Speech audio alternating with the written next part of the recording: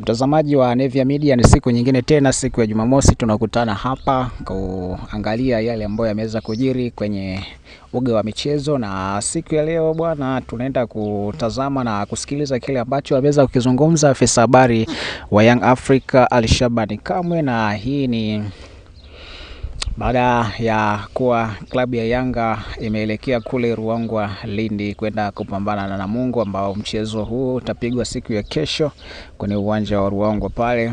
Na kikosi cha Young Africa kimeshakwisha kuondoka, lakini afisa habari wa Young Africa Ali Shabani Kamwe ameweza kufunguka mengi na kuzungumza mengi kuelekea kwenye mchezo wao dhidi ya Namungo FC.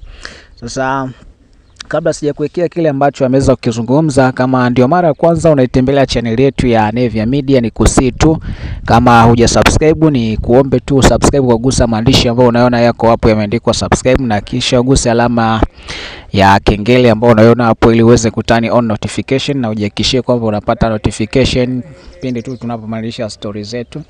Na pia unaweza ukalike, ukamcomment na ukashare, lakini cha muhimu sana ni kuombe tu subscribe kwa kugusa maandishi ambayo yameandikwa subscribe ambayo unaona yako hapo.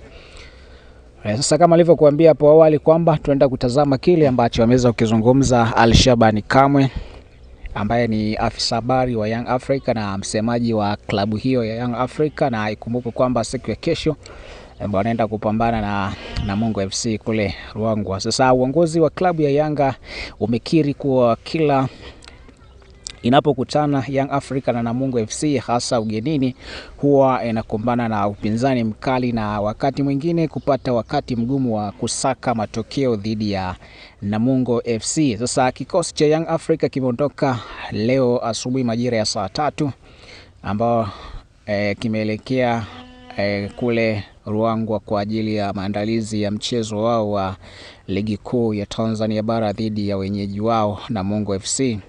Mabingwa hao wa kihistoria wameamua kusafiri siku moja kabla ya mchezo huo muhimu ili kuwapa wachezaji muda wa kutosha kupumzika na kuzoea mazingira ya Ruangwa.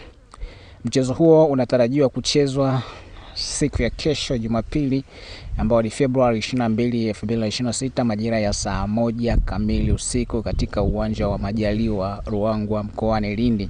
Mechi hiyo inatarajiwa kuwa na ushindani mkubwa kutokana na umuhimu wake katika mbio za ubingwa msimu huu.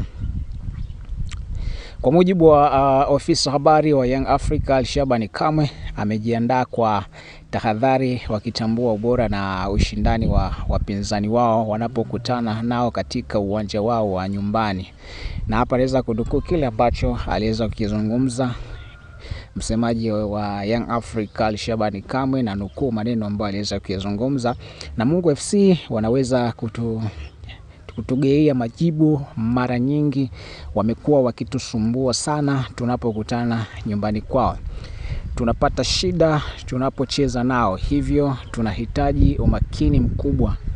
Aliweza kuyasema hayo Ali Shabani Kamwe. Yanga wanahitaji matokeo chanya ili kuendelea kujiweka katika nafasi nzuri kwenye msimamo wa ligi. Namungo nao wakisaka alama muhimu mbele ya mashabiki wao wa nyumbani katika pambano linalosubiriwa kwa hamu sana, ambapo litapigwa siku ya kesho. Na hayo ndio aliweza kujiri kwenye klabu ya Yanga, na ni maneno ambayo aliweza kuyazungumza Ali Shabani Kamwe, ambao ni ofisa habari wa Young Africa, na aliyezungumza hayo wakati wakiwa wanaelekea kwenye maandalizi yao kule Ruangwa, ambapo siku ya kesho watakutana na Namungo FC. Sasa mimi na wewe hatujui, je, kesho Yanga atashinda ama hatashinda? Unaweza ukatoa maoni yako na comment hapo, lakini kama hujasubscribe pia unaweza ukasubscribe, ukalike, ukashare na wengine wakapata kuzipata habari hizi.